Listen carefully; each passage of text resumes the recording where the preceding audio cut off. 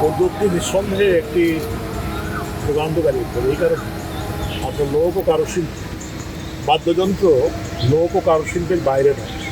আর বাদ্যযন্ত্র কোথায় কীভাবে তৈরি হয়েছে পৃথিবীর সব দেশের বাদ্যযন্ত্র কিন্তু একরকম নয়। স্থান কাল পাত্র ভেদে বাদ্যযন্ত্রের প্রকারভেদ আছে। তা আমাদের দেশেও এর বৈচিত্র্য কম। যদি আপনি বিভিন্ন জায়গায় যান, বিভিন্ন জেলায় যান, এক একটা জেলায় দেখবেন স্থানীয় শিল্পীরা একরকমের বাদ্যযন্ত্র ব্যবহার করে। কেউ করে দেখবেন নারকেলের ওই কভারটা যা থাকে সেটার মধ্যে একরকমের বাদ্যযন্ত্র তৈরি হয়। কেউ দেখবেন কাঁসার বাসন দিয়ে বাদ্যযন্ত্র তৈরি করে।